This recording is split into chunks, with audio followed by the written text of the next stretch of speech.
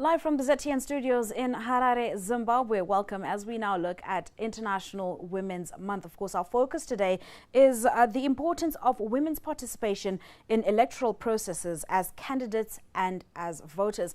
My name is Candice and I will be taking you through this discussion today that is brought to you by Zim Papers Television Network in partnership with the Women's Academy for Leadership and Political Excellence, WALPE, with support from Women and Law in Southern Africa, WILSA.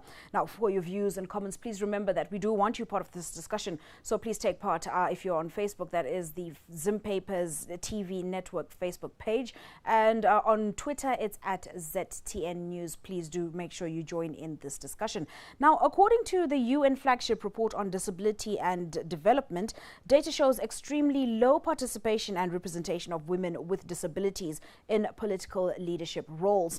It reports that the representation of women from organizations of persons with disabilities tends to also be low in national coordination mechanisms on disability matters, and that their representation in national machinery for gender equality is even lower. Now, everyone has the right to take part in government and public affairs, to vote and to be elected.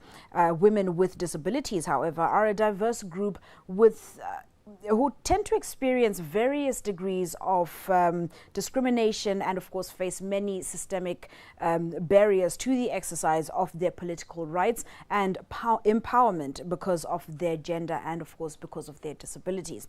Now, this discussion today will focus on these issues and others, and joining me to broaden this topic, of course, discuss it in depth, I have in studio Batanai Gwangwawa, who is the programs manager at the Women's Academy for Leadership and Political Excellence, and joining me on the line from the Women and Law in Southern Africa's, she is the legal officer with them, is Nomatemba Ndlovu. Joining us on the line. Ladies, thank you so much for joining us. Thank you. Thank you. All right, now let me just start off, of course, with a brief, Button, I know you were here with us yesterday, but for those who may have missed our discussion yesterday, please just give us a brief on what WALPE does exactly and what is your role in this entire discussion. Thank you, Candice. So WALPE stands for the Women's Academy for Leadership and Political Excellence. And what we do is that we identify, groom and nurture aspiring women leaders to become full-fledged leaders in the public arena.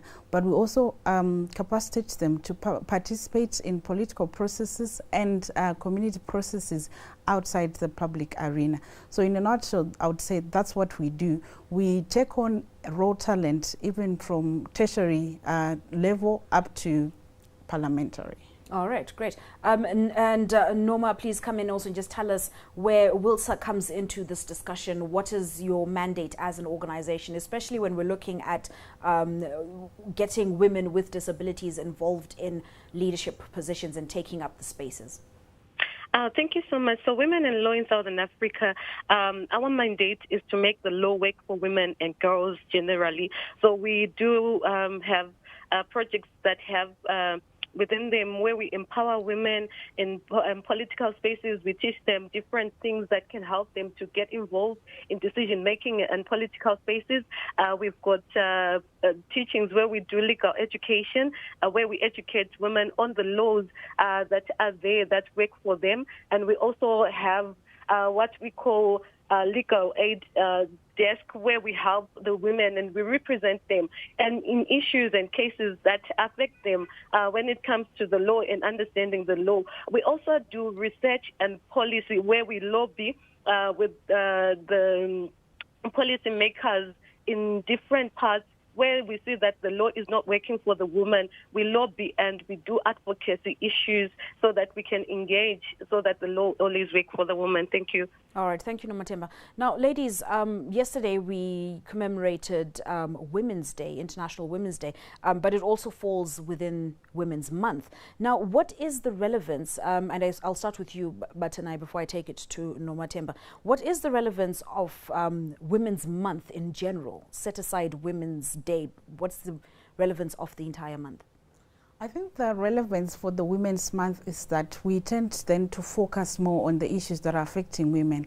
The International Women's Day itself is a platform for us to celebrate the achievements of women on the social arena, on the political and the economic. But when we take the whole month in itself, it means that we then have to look back and say, what has been the achievement of women? I think we started celebrating this day 100 years ago, and there were issues that were raised then. So now when we look at the whole month 100 years later, we need to see, have we made any progress? Where are we falling short? And now that we are in COVID-19 pandemic or era, it also means we can actually take a look and say, what has been the reverse of the gains that we had in the 100 years that we've been celebrating this month. All right, thank you, Batanai. Nomathemba, your insight? Thank you so much. Like what she has said, women's full participation in politics and electoral reforms originates in the principles of non-discrimination and equal enjoyment of political rights. And these are really enshrined in Universal Declaration of Human Rights. We see them in the Beijing Declaration Platform of Action, and we also see them in our Constitution of Zimbabwe. So this month is really relevant to us, and as we continue to celebrate this month, celebrate women who are taking posts in decision-making, it is a very relevant month to us, looking at where we're coming from and looking at where our constitution and other legal reforms are now trying to get women and trying to make us to be equal in and enjoy our participation in decision making. All right. Now, I think this time last year we were already in lockdown. And of course, it has been eased a bit this year, but we're still in lockdown, so to speak. What are some of the issues that have been amplified? If we look at last year, if we look at so far into the month this year, what are some of the issues that have been amplified, by the COVID pandemic, but also within the context of this month that we are commemorating? All right, I'll speak to two issues. The first one being gender-based violence. Since the lockdown that was announced last year on March 30, up to this year, we have witnessed an unprecedented increase in the number of gender-based violence cases. And this has been attributed to the increase in exposure of abusers and their victims. And unfortunately, when we had the first lockdown, our government did not list gender-based violence services as an essential service. So that means that those persons that were suffering during that time could not travel with ease to get help.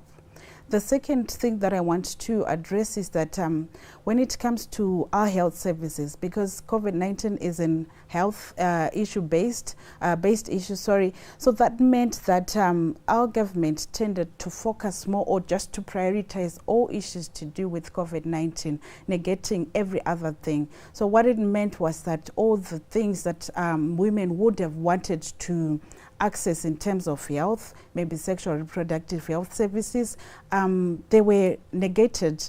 There's actually a shortage of contraception, which means that we may have a boom in unplanned pregnancies and children, which we had not planned as a country. And when a population booms, when you've not planned for it in terms of infrastructure or even the budget, then it comes back to us. So I'll speak on those two issues and let Noma speak on the others. All right. Noma, what issues were amplified for you when we look at lockdown and how it's affected women, specifically looking at the periods of March last year and March this year? Okay. So if you look at women generally, what frequently affects us are issues of social norms and social things. Most of the times as women, we tend to look for money in informal jobs where we sell, we trade, we cross the borders just to look for money. But then just because there were regulations that were put which are not really gender sensitive, we were now supposed to just go and sit at homes. We are not longer able to make the money that we are able and to make during the times when there was no COVID-19. And also as women, we always encourage our women to engage with their MPs, with their councillors. But if you look at this period of COVID-19, most of our councillors, most of the MPs were recalled. And the women were no longer able to then engage to say these are the issues, for example, the issues of health that Patti is talking about. They would want to engage with those MPs, but if they are recalled, where then do they go to say, where do we bring our issues? So those were the things that I saw that were coming out during the times of COVID-19. All right, so the general consensus is that there's been an oversight in a lot of issues that are gender-based, especially with a skew towards females. And of course, we realize that the community of women with disabilities would be more vulnerable in this time and therefore more susceptible to all these ailments that may have come about as a result of these oversights. But yesterday you gave us a general overview of where we stand with women in positions of power. Maybe you could just take us through that again. Right. Just to add on to what Noma has said, as WALPE, we train leaders. So the recalling of those parliamentarians, we saw it as a gap for us to fill it up with women leaders. But now, because of COVID-19 and the absence of a framework in how to hold elections during a COVID pandemic, save for the one that was released recently by ZEC, we found that there was no civic space for participation, for women to participate. So it means that those that were recalled, if you look at the statistics, the majority of the women that were recalled were women that were coming from the proportional representation or the quota system. And if you recall from yesterday's discussion, those were the women that were supposed to fill up the gap in terms of representation. So if they were called back and never replaced, it means that in terms of our representation, we've even gone back further than where we were. So what it has meant is that we had little representation before COVID-19. And then during and after, not after because we're still in it, and then during it then dwindled even to lesser representation. And so when we have these issues that we think are outstanding for women, it means that we are only being exacerbated into more poverty, because what a pandemic tends to do is just to expose those already vulnerable groups. So we're dealing with other vulnerabilities already before COVID-19. And now when it has come, it has only just worsened the situation for women. Worse more that now they don't have any parliamentary representation to air out the issues that are affecting them. Right. Now, so would you be able to give us the statistics that you gave us yesterday, just to give us some kind of idea? Yes, I realize that the numbers have decreased from that, but I think the reason why it is important for us to have these figures is it gives us a kind of background to work on. Yes, our numbers are already low, and they've gone even lower, but what were the initial numbers? All right, so we have in 2018, out of the 210 seats, those that are directly elected into office, aside from the 60, which are parliamentary, which are the proportional representation, of the 210 seats, we had 26 women representing us. And then in the local councillors, out of the 1,958, we had less than 200 women representing us. So that means in terms of percentage, we have just less than 35% at parliamentary level, and then at local level, less than 15%. And then in terms of the public leadership of all the positions like civil servants and leadership, there was a research that was done, and it revealed that our representation is only around 15%. So what that means is that when you look at the population of Zimbabwe in terms of women, we are over 52%. What that means is that we have a majority of the population who are actually represented by not themselves but by the male counterparts. And yet when you look at the numbers of those that voted, if you look at ZEC in 2018, the statistics that they released, 54% of those that was on of those persons that voted and on the voters' roll, they were women. Now, very quickly, Nomatemba, before we go to our first break, I asked for these numbers because I just wanted to have an idea of where we stand in terms of representation. And we've mentioned a lot of issues that were overlooked when we went into pandemic and lockdown mode.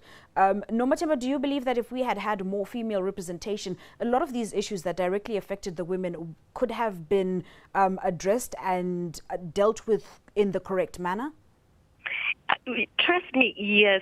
Remember when there's gender equality in the picture, and there is always effective laws. We will not have the regulations that are not gender sensitive, but we will have regulations that are allowing women to be able to access their rights fully. And then we'll have a system which is responsive, where women are able to, like we mentioned earlier on, now our women are there in the communities. They're not able to reach out to their MPs because the MPs are no longer there. The MPs are not being elected.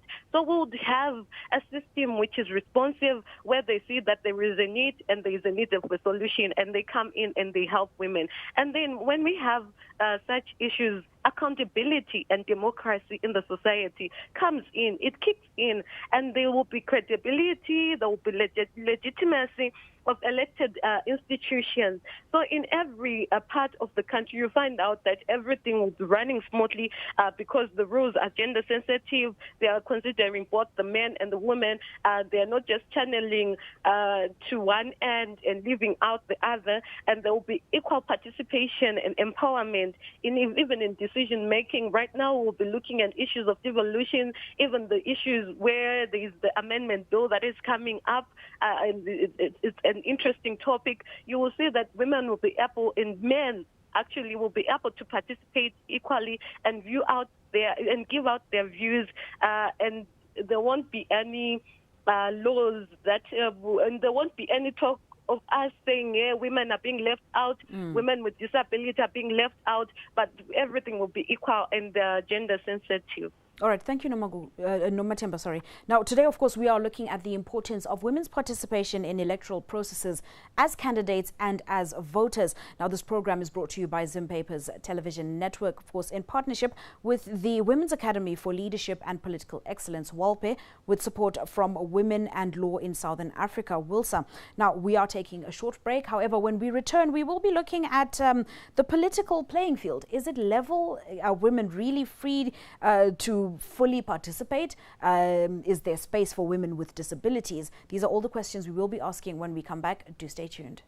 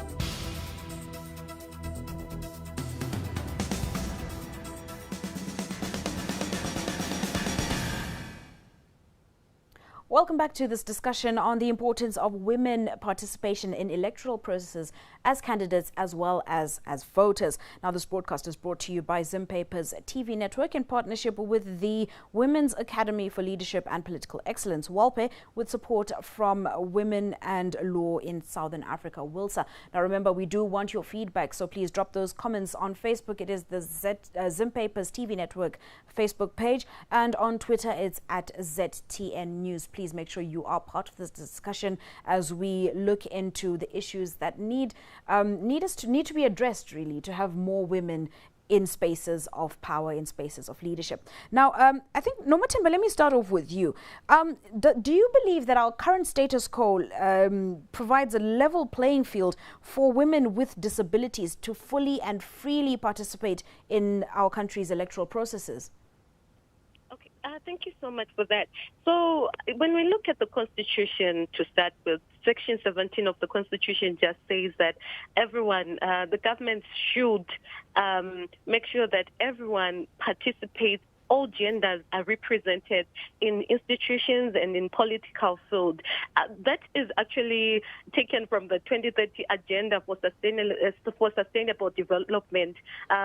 When we look at the three goals, I think I'll focus mostly on Goal 5, where it talks about achieving gender equality and empowerment for all women and girls. So Zimbabwe has made its laws in such a way that it in paper follows and encourages that women, whether with disability or just a woman, you're able to then participate into politics. I'm sure when the discussion goes on, we'll then look at the barriers to say, as much as the law says that women, in Section 56 of the Constitution talks about non-discrimination, people are supposed to participate fully, but what are the barriers that come with just participation into decision-making, barriers just by being a woman? What are the things that are stopping us from achieving gender equality, and what are the things that are reducing inequality within the country or within the political spaces or in decision-making as a whole? I think, Noma, actually, before we even proceed, please do actually tell us what some of those barriers are. What are these challenges that women are facing when they're trying to take up all these spaces and have a voice when it comes to decision-making? Number one, we have already discussed is the recalling of the women MPs. This really touches my heart. In a time when there is COVID-19 like this, and we are actually celebrating the achieving of equal future in the COVID-19 world, we are saying that people are supposed to be able to fully participate in decision making. But most of the women out there, we are trying to stand for our rights. We are trying to speak out to have a voice. They are stopped by just that. Look at the media. Everyone, when you look at Twitter, everyone will say, hey, the Twitter streets are not friendly at all. How do we campaign as women? Now everyone is using the internet to make campaigning strategies, to speak out, to have meetings, the Zooms and everything. But how do we get in? How do we have the laws that protect us? Looking at the freedom to be able to access information, the freedom to express yourself, and the freedom to be able to achieve your rights, to be able to represent other women. So media, that can be a barrier, especially to a woman also in the community out there. Some of these women, they are confined in their houses. They do not even have a phone which has data, which has WhatsApp, where they can be able to do their campaigning strategies. They can have good qualities to be a counselor, but they cannot go in the streets and campaign because they're told to stay at home.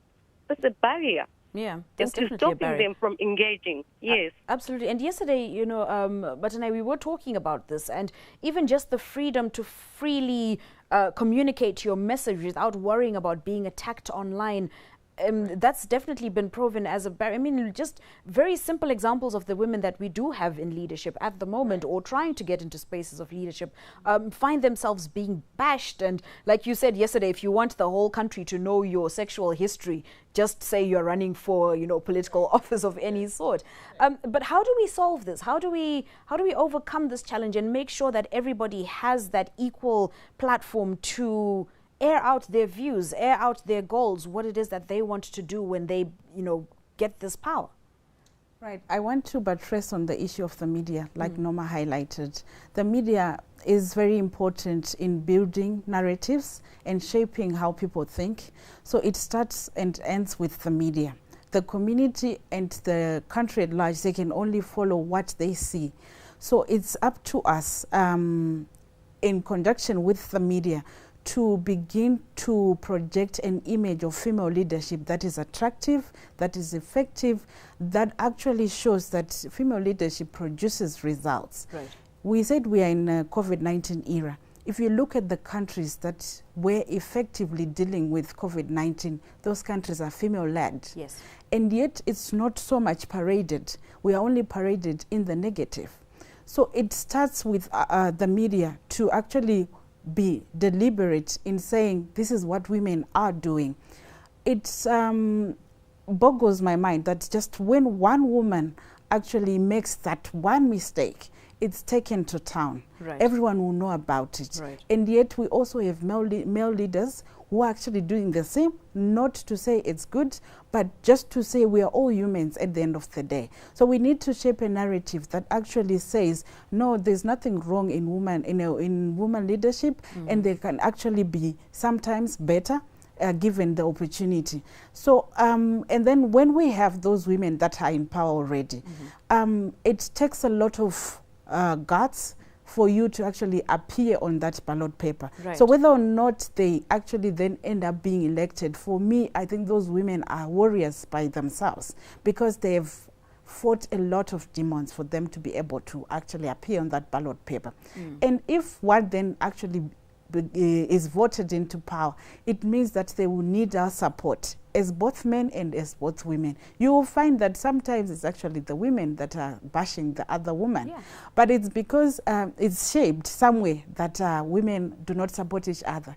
And so they grow up thinking, no, we don't support each other. We all know that we don't support each other. And yet it's not true. There are women who support other women. So we just need to build around a narrative that actually says women are effective leaders and they support each other, and this is what they have done. We've done a documentary where we're actually parading the gains that women have done in Parliament and the efforts that they are still doing today.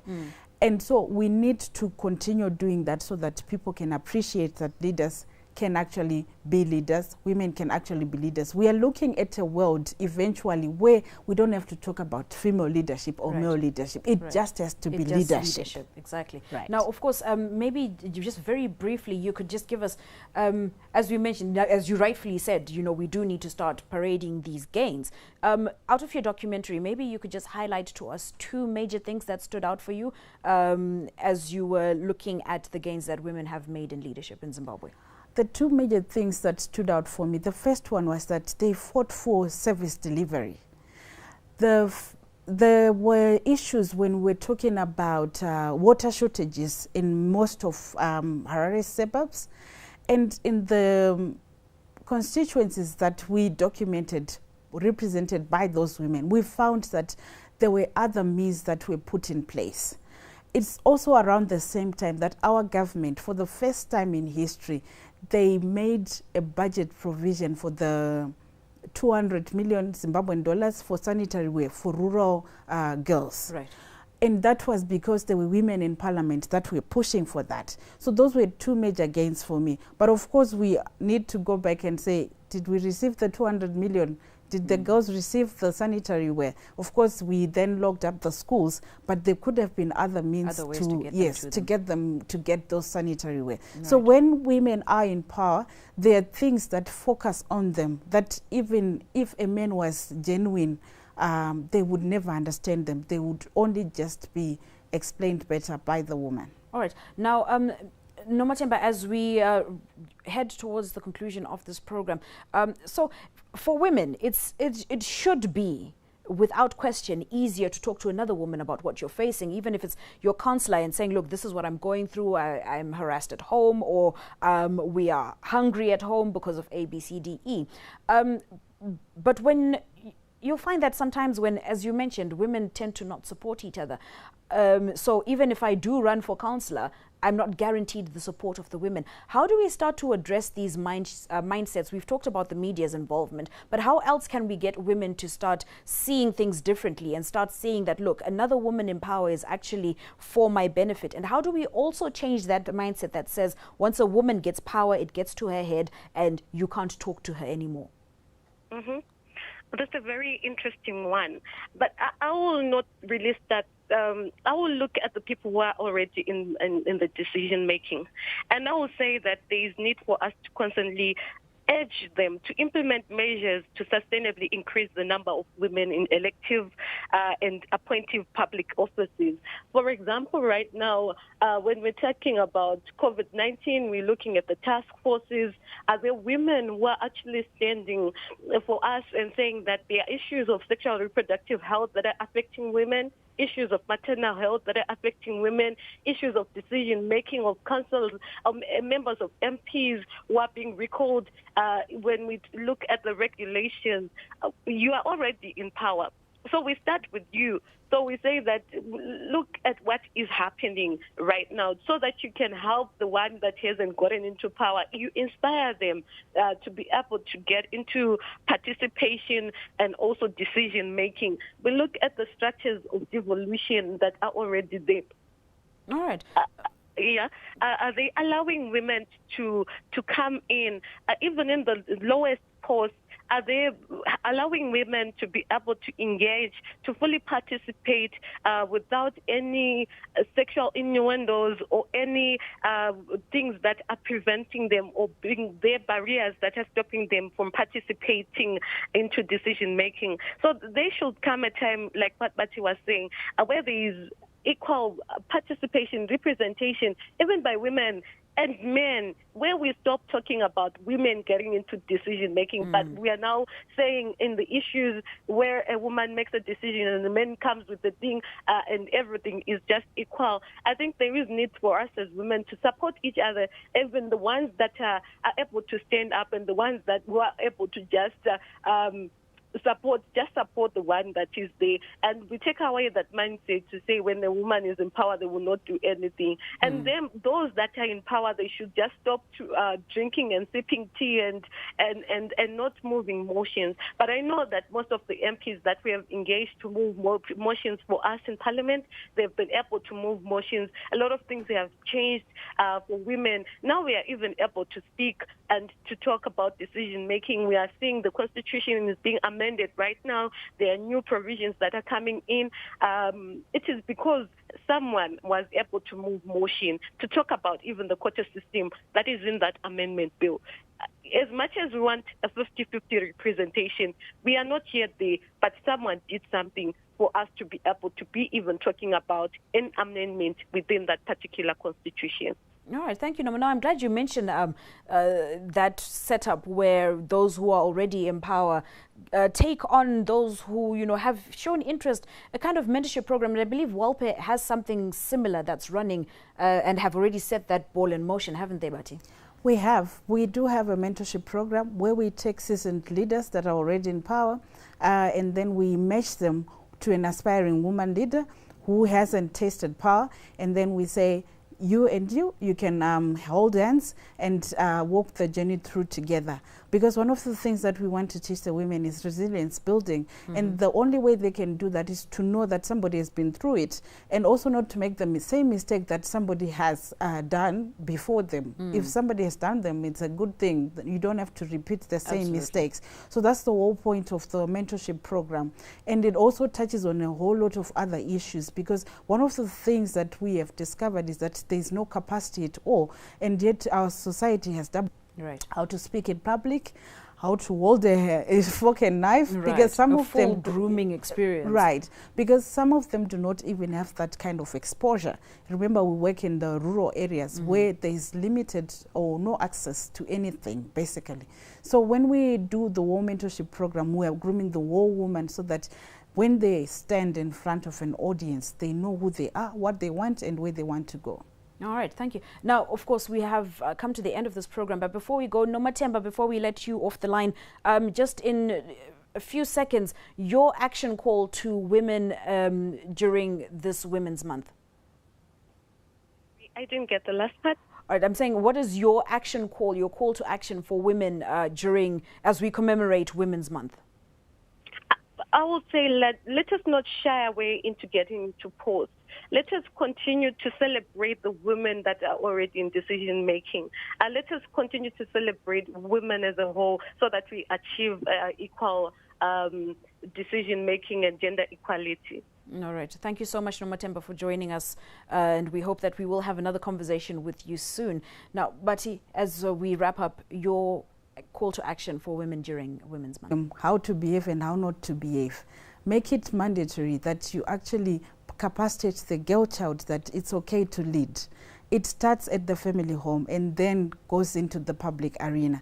So we cannot entirely blame the system because we are part of it.